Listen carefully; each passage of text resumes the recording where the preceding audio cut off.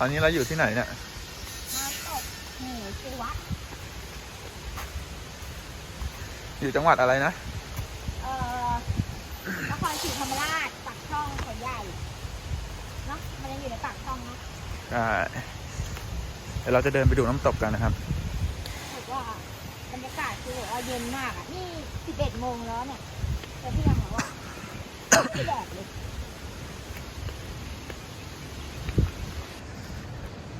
นะครับทางเดินเรากำลังเดินไปเที่ยวกันทางเดินก็จะเรื่อยๆนิดนึงครับเพราะว่าช่วงนี้ฝนตกพายุเข้าพอดีครับช่วงนี้ผมมาสูงมากทางก็สูงอ่ะช่วงที่ผมมาได้ก็ฝนตกพอดีถอดแมสได้เลยไม่มีคนแล้ว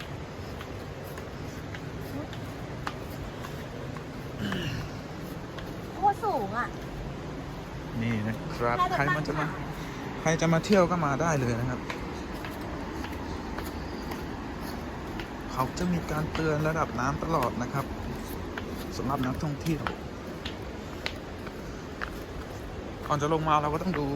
สถานการณ์ของน้ำด้วยนะครับว่าที่ป้ายเขาติดไว้ว่าปลอดภัยหรือเปล่า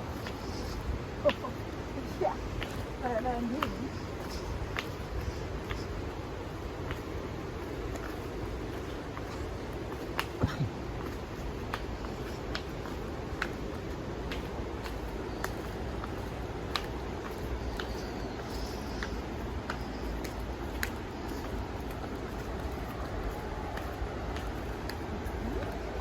ถือว่าต้องคนเยอะแน่เลยอ่ะโอ้ยปวดขาช่วงนี้ที่มาจะเป็นช่วงโลซีซั่นนะครับ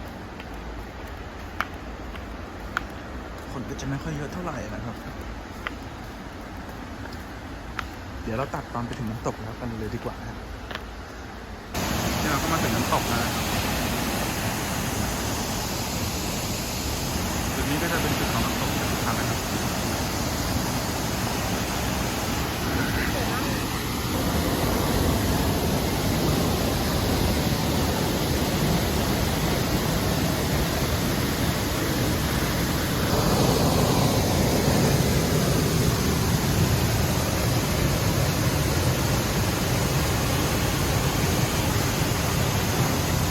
มีเราเดินขึ้นมาข้างบนแล้วครับเดี๋ยวจะให้ดูสภาพคนหมดแรง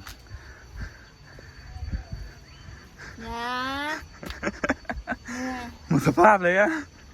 นี่หัวใจเต้นแรงอ่ะในหัวใจเต้นเท่าไหร่